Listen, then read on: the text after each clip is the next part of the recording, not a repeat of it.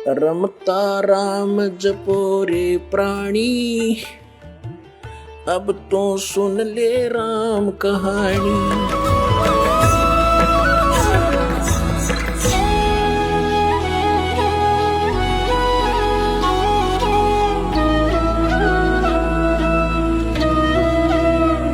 तो जो प्रथम जो मंत्र आपको दिया जाता है वो आपको यहां तक बरी कराएगा।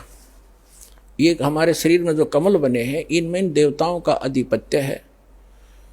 और जैसे सब मंत्री हैं, कोई किसी विभाग का, कोई किसी विभाग का, तो उनके ऑफिस से हमने नोडू सर्टिफिकेट लेना पड़ेगा जब हम अपने सब देश को जाएंगे। जैसे हम विदेश में गए हों तो वहाँ सब क्लियरेंस लेकर के तभी हम वापस आ सकते हैं अपने देश में।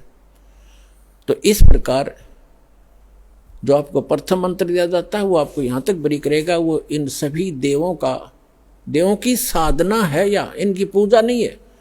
तो इनका जाप हम करेंगे तो ये पूजा नहीं करे। जैसे हम किसी से लोन ले रखा है बैंक से, उसकी किस्त भरते हैं तो उसकी पूजा थोड़ी है, तो करते हुए हमारा करना चाहिए, नहीं तो हमारी नीलामी हो जाएगी। हमने टेलीफोन कार्ड ले रखा है कनेक्शन और हम बिल नहीं भरेंगे तो बिल भर रहे हैं तो क्या उसकी पूजा कर रहे हैं? हम अपना कर्तव्य निभा रहे हैं और हम उसका टैक्स देंगे तो हम आगे चलाएंगे। इसी प्रकार अन्य बिजली पानी गैस कनेक्शन के बारे में जाने। तो इसी प्रकार इन सभी देवों से हमें राहत मिलती है, लेकिन ये मिलती है इन मंत्रों से। जैसे आपको पहले भी बताया था ये इनके मूल मंत्र हैं। इनके अतिरिक्त कोई मंत्र और जाप किया जाता है ये कभी लाभ नहीं देंगे।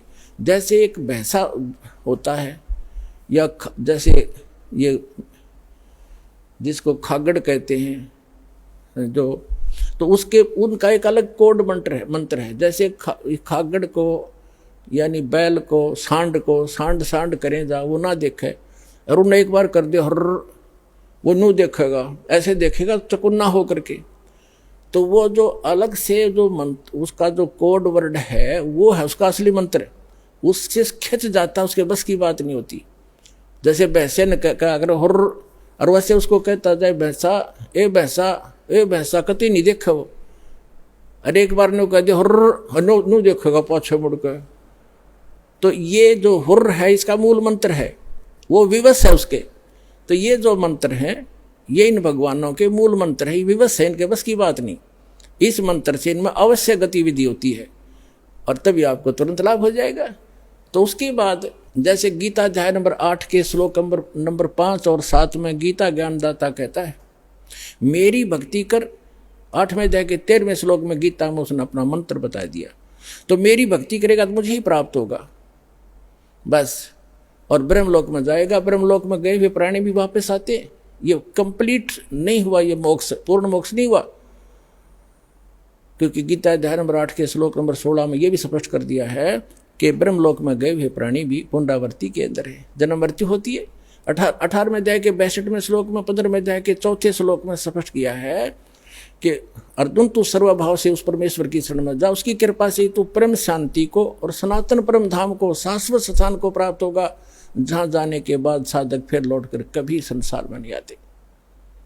तो उसके लिए 8वें अध्याय के 8, 9, 10 में कहा है कि जो उस परमात्मा की परम अक्षर ब्रह्म की भक्ति करता है तत्वदर्शी संत से प्राप्त करके कंप्लीट स्पिरिचुअल ये भक्ति विधि, भक्ति मेथड, वर्शिप मेथड, तो फिर वो उस भक्ति के बल से, उस योग के बल से, योग माने भक्ति साधना के बल से उस परमात्मा को प्राप्त हो जाता है। तो यहाँ जो बात अभी तक अड़ी रही इन कबीर पंथियों के, ये कहते तो थे हम सतपुरुष की कथा सुनाते थे, और ये न्यू के कहते हैं कि जो तुम अन्य जाप करते हो ना ये तो काल के जाप है। अरे कोई बात हुई?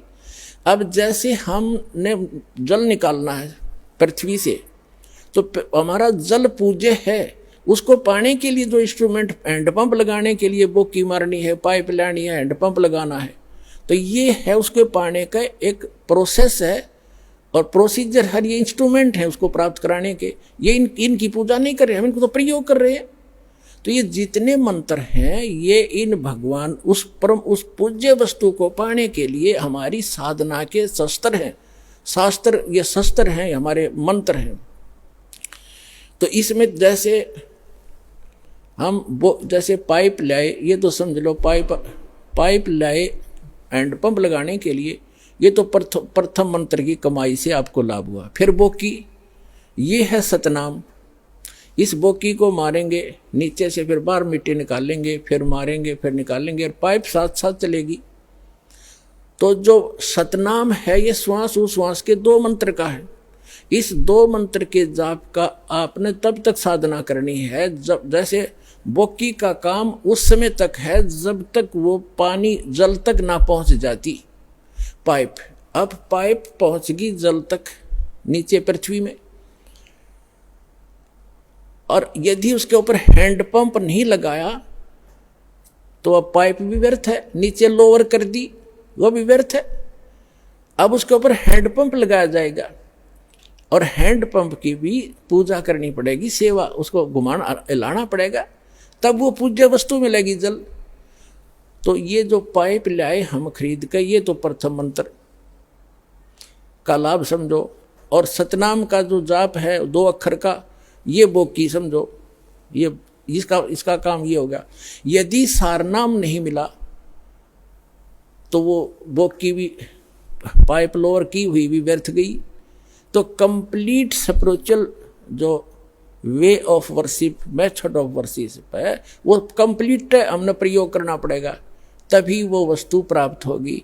तो मूल जो सतनाम का जो 2 अक्षर का मंत्र है, वो तो श्वास उश्वास से जाप करना है। उसने तो पाइप पहुंचा दी पानी के तक, एंड उसका।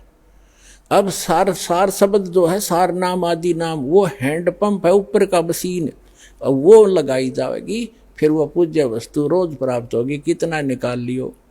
तो इस प्रकार परमात्मा प्राप्ति होगी पुण्यात्माओं। वो स्पिरिचुअल नॉलेज दास के पास है, आओ और ग्रहण करो।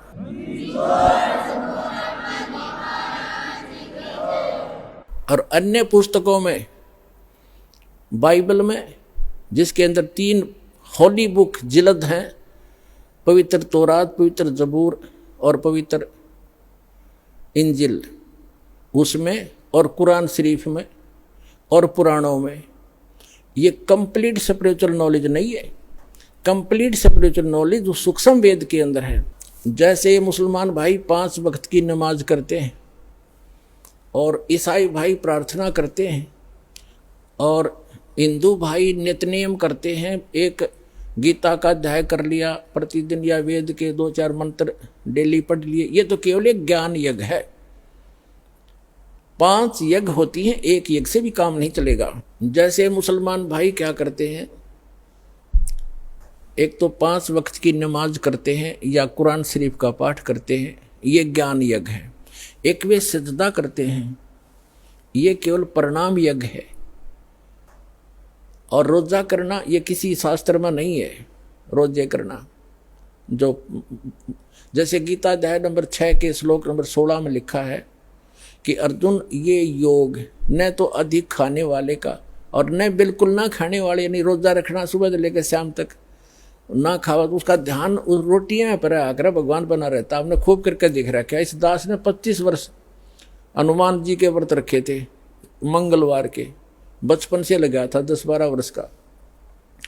अब सारा दिन व्रत रखना जरूरी, 12 बजे के बाद खाना खाना, तो 12 बजे तक रोटी याद रहा करती। हनुमान जी तो शाम में रोटी खाए पाछे याद आया करता। खाना खाने के बाद दिल करा करता है हनुमान चालीसा कर लूं।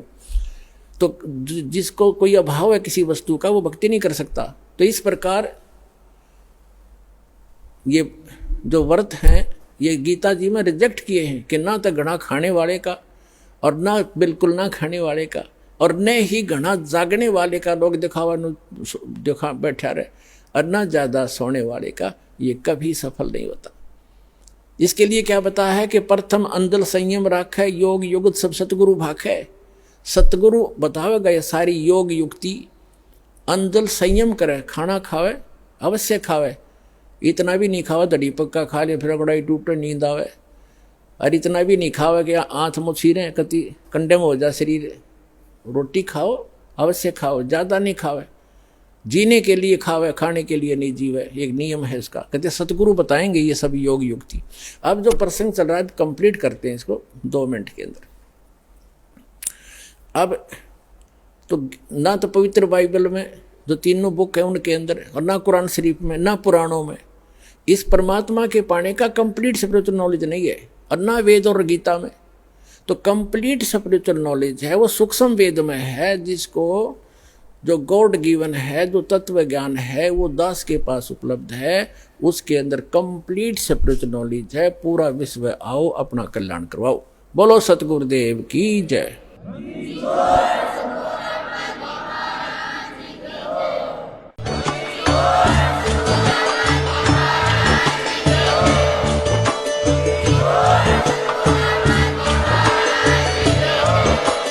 आप सुन रहे थे जगत गुरु तत्वदर्शी संत रामपाल जी महाराज जी के मंगल प्रवचन। अधिक जानकारी के लिए विजिट कीजिए हमारी वेबसाइट www.jagatgururampalji.org। संत रामपाल जी महाराज जी के शुभ आशीर्वाद से पूरे विश्व भर में 500 से भी ज्यादा नाम दीक्षा केंद्र हैं, जिन पर संत रामपाल जी महाराज जी द्वारा ऑनलाइन निशुल्क नाम दीक्षा दी जा रही है। अपने नजदीकी नाम दीक्षा केंद्र का पता करने के लिए संपर्क करें 8222880541।